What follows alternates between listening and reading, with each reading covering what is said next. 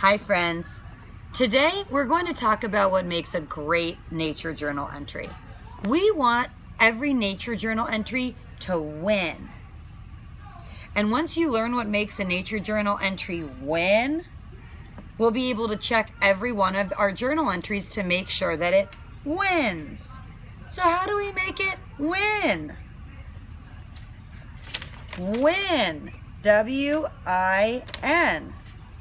We make it win with words, illustrations, which are drawings, and numbers. Win. Get it? We've already done 2 nature journal entries. We observed a living thing inside of our houses, and we observed something outdoors. We've talked about using words. Oops, it's windy today, but beautiful. We've talked about using words when we did those nature journal entries. We talked about using words to write down what we noticed with our 5 senses.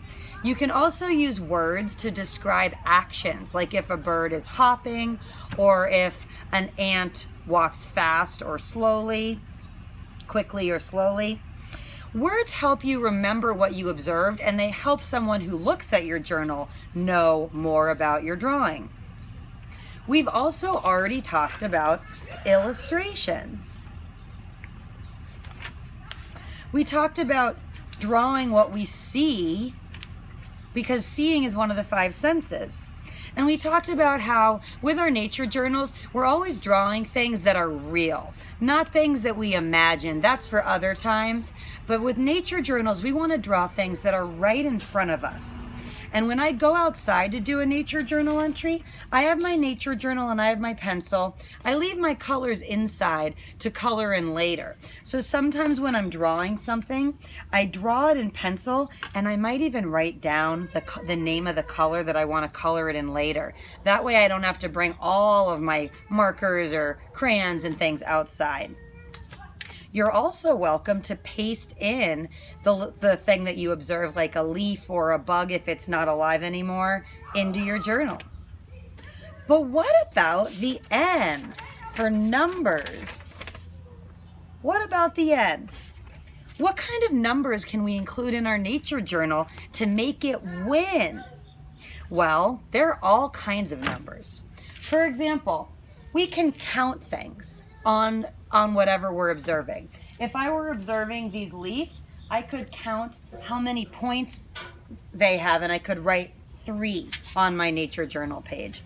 If I were observing a cow, if I was lucky enough to be at a farm, I could count how many spots and write that number down on my journal.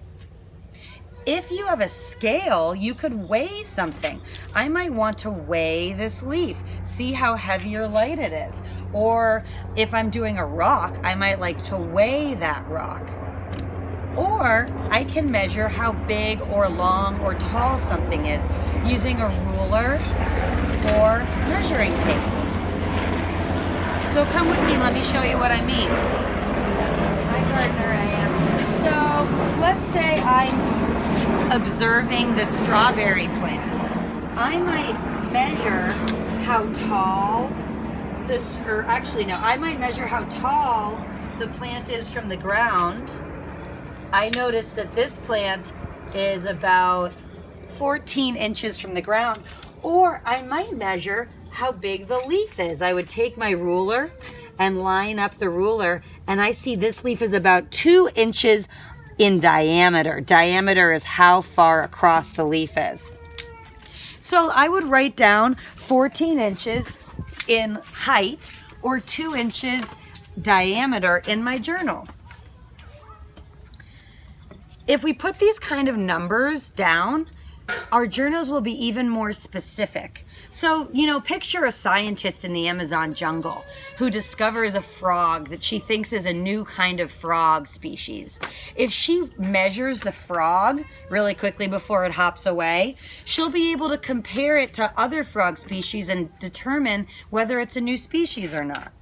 So now let's do something together. Let's take a look at our nature journals and see if they win. Let's see if so far with your journal entries, if every journal entry has words, illustrations, and numbers? And if not, how can you add what you're missing to make a really great journal entry that wins? All right, here we go.